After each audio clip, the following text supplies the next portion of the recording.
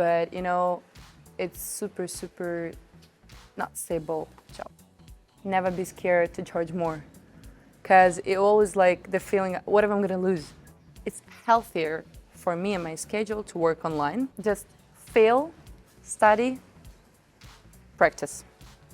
Have you ever wondered, what if you will become a tutor? So, what are the first steps and how much money you will be able to make? Today I'll introduce you to Nastya, and together we will find out all the answers. Okay, Nastya, tell us about the very beginning. How did you start to work as a tutor? Well, it happened when it was my first year at university. My friends just asked me, like, Anna, why don't you take student just to practice your English and remember materials better? And I said, like, wow, that's cool, that's quite challenging. So I don't actually even remember who was my first. How much is possible to earn as a tutor? It depends. So far, apart from classes, I'm able to make like $1,500 to $2,000, but it's super not stable job. The most profitable month, how much was it? 1.5 or more? I think it's current one. Actually, yeah. I'm in a role. Like now, the time when I decided to spend a little time with my parents at the Bali, have a little vacation, I'm getting more and more offers.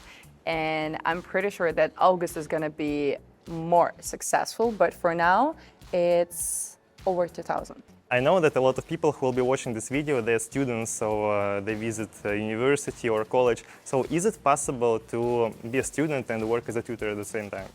Of course, in the very beginning, I was the student as well. I'm pretty sure it should go like from natural call when you feel that you're going to be useful. Because anyway, you should help your student to achieve their goals. The student comes once and he said, I want to improve my skills, I want to improve my grades at school. And you should clearly understand that you can be that person who can provide with this information, with these skills. So basically you believe that the most important stuff is to want to improve the quality of life of different people, to help them, yeah, right? Yeah, that's the mission, I would say. Is it necessary to have any sort of, specific knowledge or skill to start working as a tutor, or is it possible just to know your native or a foreign language and that's all? Yeah, I'm pretty sure like knowing basic skills like your subject, it can be math or geography or languages, it's not enough. It's really important to be good at reading people, their needs and problems. Sometimes people come to your class and they bring their energy, so you should direct this energy in right way just to make this time together useful and pleasant as well.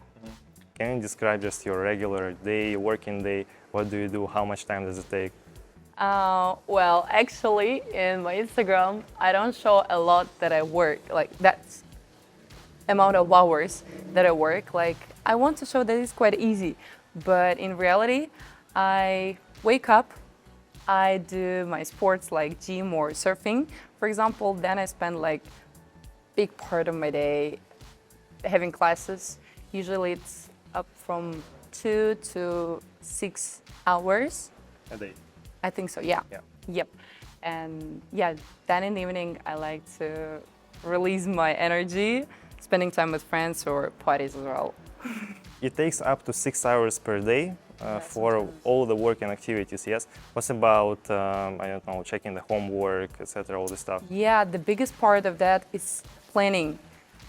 Sometimes at the weekend, I just take one day, try to plan month work with my students. For example, I take one and I decide, okay, on Monday we do this, Wednesday we do this. So that's how I plan the whole month.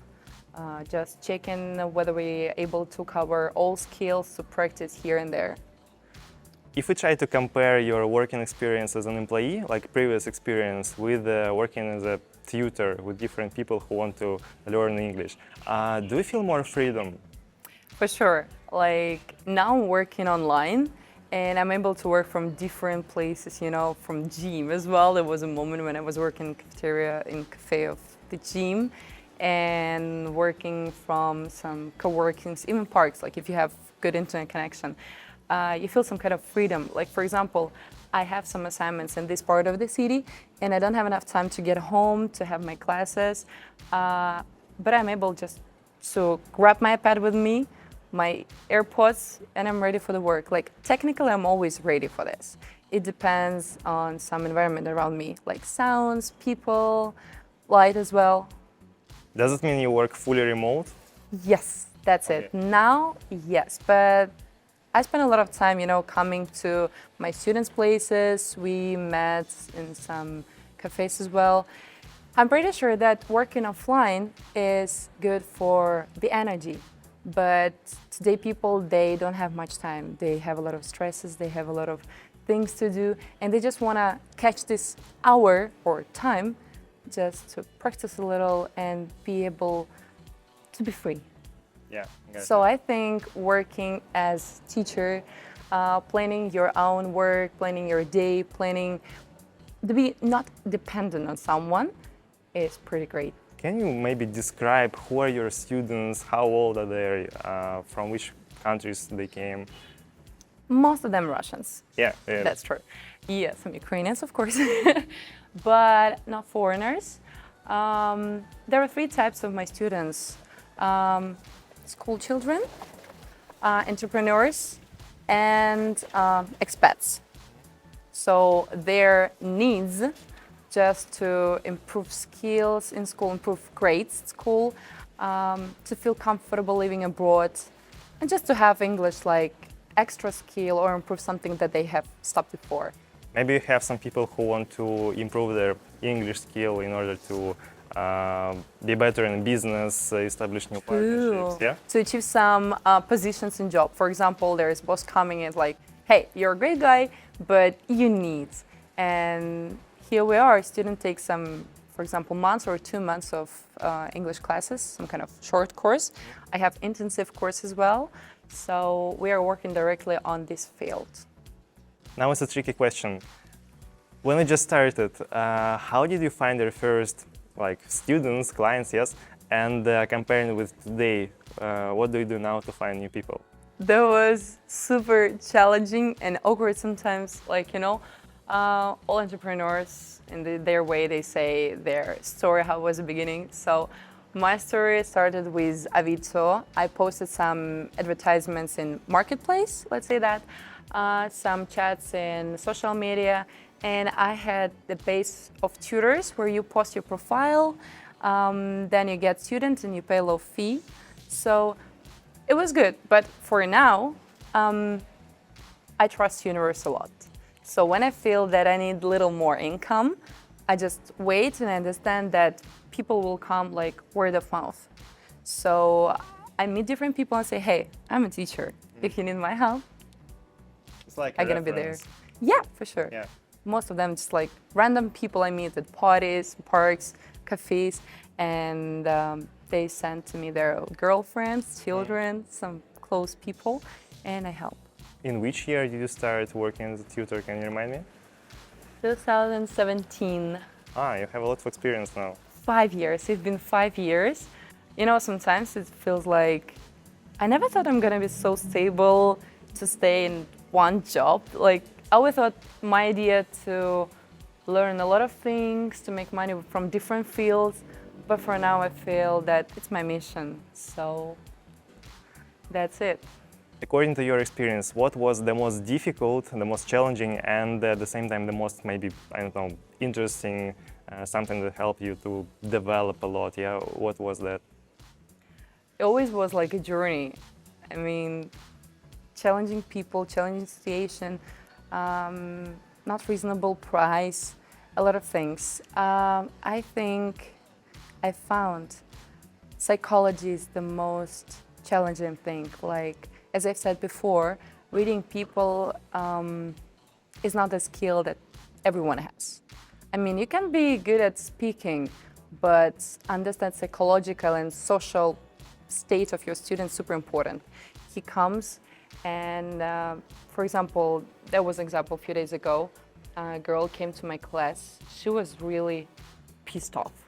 She was so mad, and I realized that I'm taking this energy, so I need to change something. And I improvised a little, and I chose the lesson about Tinder, something soulmates Tinder. So we talked about some funny stuff, and at the end of class, I saw that her eyes are shining, and she's smiling. She's in a good mood, that she's in a good mood now.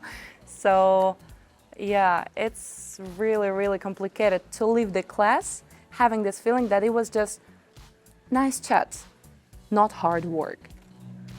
Did you try to create some kind of business from what you're doing right now? Because now you're self-employed, and maybe you have some kind of idea, how to move ahead, move forward, what to do next. I consider it like my little business. I'm like a little business girl. But saying honestly, a few days ago, I made a really great purchase for myself, like the first time. I paid for mentorship from amazing girl. When we had a talk, we just created so many great ideas how to promote myself in social media, what to do, and how can I sell online courses and guides. So I'm pretty sure that with teaching, you always can grow like to online school, offline school as well, or just to sell some sub-products like courses, guides, handouts. So this is quite scalable. Yeah, but you know what's the problem? I'm from not business-oriented family. So I was never oriented on making money and have this process to create a machine that's gonna work for many years. So I'm like a blind monkey walking there like, hey, it works better, this works worse, so teaching from my experience. How do you see yourself in several years? It's a complicated question. All right, girls, they never know what they want, right? That's true. So, in several years, I am more oriented on family. So I'm pretty sure that I'm gonna have amazing husband, maybe 1, 2 kids. But talking about business, I just wanna create the system, well-run system, which gonna be useful for other people and which is gonna bring me some rewards like money, respect, my name. I'm gonna build my name. And do you think maybe in the future, in some time, it will be a moment when nobody will learn foreign languages? And if yes, what will be the reason? If not, so just will be interesting to know more from your side. Sure. I mean, our technologies, they improve so fast. So maybe in near future, we're gonna have some kind of chip in our head or artificial ear with inserted out translation. But yeah, it can be some kind of medicine as well. For example, you take a pill and you remember the information from the first time forever. But for now, I'm pretty sure I'm gonna have my work for the next 20 years. All right, sounds good. Yeah. And just a quick advice to people who want to start as a tutor. Just in several words, what will you advise? It must be inner call. This sincere desire to help others, because we are sharing information. We are sharing something that we have gained and that we adore, like it's passion. So I'm pretty sure for a person who wants to practice in teaching, study well from the best people, then find someone just to practice. Go into this risk and never be scared, charge more or to have better experience. Like, you always grow from that. Just fail, study, practice. Back in the days, what do you desire to know? What will help you a lot at that time? All right. First of all, the first one. It's not going to be fast. First of all, there are some negative and complicated people, and you should work with them, and you should be thankful for that. The second one, when student leaves you, it doesn't mean that you have done something wrong. Like, sometimes it's his own problems or decisions. something happened, you know. The third one, never be scared to charge more. Because it always like the feeling, what if I'm gonna lose? Top 3 awkward moments that you had in your experiences. All right, back to the time when I was working offline the first year of me teaching. I came over to my student kid and his father was in underwear. And I felt super awkward, like it's their house, you cannot, you know, when you come to Romans, do what Romans do. But I was not supposed to get undressed. But I couldn't say even a word. I just decided to ignore the fact. Yeah. The second one, I was having a class with a girl who is super shy, well-behaved, you know. If you looked at her, you would say she's an angel. But the moment when we were practicing on tongue twister, she dropped a swear word, really rude swear word. And I go like, here you are. That's you are. And the third one, it happened in Bali. We know that this place is super spiritual, super conscious. And I came to my student house. I had one class with one girl and I was supposed to have another one with her friend. And she was a little bit late. I asked what happened. She says, she's in deep meditation. I decided, okay, I'm gonna wait like a little more. And leaving the house, I took the decision no longer have classes with that person because it shows great disrespect to my time, first of all. Top 3. Top 3 challenges that you faced. It was before Corona time. I realized that I spent too much time on one student, like 1 hour to reach destination, his house, for example, then 1 hour of teaching and then leaving, for example. So I decided it's healthier for me and my schedule to work online. And most of parents, they were scared, like, what if my child is not gonna catch all the information, technical preparation, for example. So I offered some discounts, like, let's just try, give a chance to this, and then we're gonna grow. And actually, I'm quite sure that they continue working online with other teachers as well. It's gonna be blitzkrieg, All right. The next one, people in Bali, they came to me with the request to achieve their goals in a quite short time. Like, Anna, I have 3 months just to speak super fluently. And I was about to adopt and, you know, to direct them and motivate a lot because the biggest part here is motivation. And the third one, when I had burnout, I was having classes and I was thinking like, I hate you so much. I love you, but I hate you. You're my favorite student, but now you're the worst part of my day. So there was a time when I had a week thinking this way, and I realized that I need some kind of little vacation, little timeouts.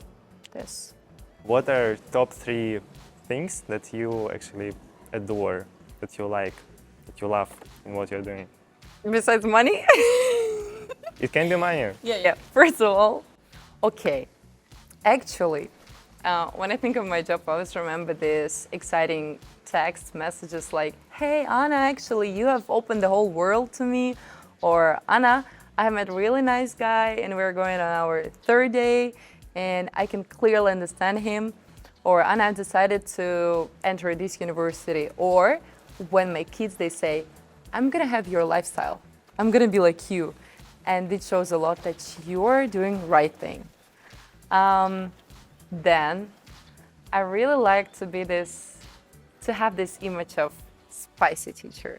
I'm open to talk about different things, personal, sexual. So we're like close friends to my students and we can understand each other. There is no subcontext, you know. So I like this to be coochie teacher. And the third one, money. Of course. Of course. What's the reward of that? Money. Okay, the last section. Quick questions, quick answers. Doing business or being employed? Doing business. Why? I always thought like employment is safe and stable. It's much better. But the more you risk, the more you get. That's the answer. Yeah. The second one, travel with knowledge of foreign language or without? Foreign language. There is no other option. Like, I see a lot of people who live in Bali and they cannot speak, but they spend too much time just, to explain random guy on the outside, like, I need this apple or that apple with Google Translator. You waste a lot of time. Like, it's much better to spend some time learning and then just go. Follow the stream. Yeah, agree. Soft skills or hard skills, or both of them? Soft skills, communication, empathy, networking. That's my thing. What about hard skills? I'm not that kind of person. I believe that we get opportunities from other people, so that's why you should be good at soft skills. Remote or on-site work? Remote. Remote. You can be in a really good studio, right? Everything is prepared, you feel quite comfortable, that's true. But it's really great when you can just catch a moment at work, wherever you are. So it's really great thing. Yeah, quite convenient. Modern stuff. Now or later? Later doesn't exist. Only now. I'm happy with what you're doing right now. For sure. 100%. I tried different jobs. I always thought that's not serious. But then human design showed me that it's some kind of mission. I'm great at sharing, so I have a lot of people, a lot of contacts, a lot of information. I'm ready to help, always. So that's my thing. I'm always happy to give someone who needs, and I have this. Like, we have exchange. The very, very last question from my side. Imagine a person who is watching this video right now and he or she is thinking about whether it's worth to become a tutor, to teach some people, yeah? What's your advice? What you want to tell?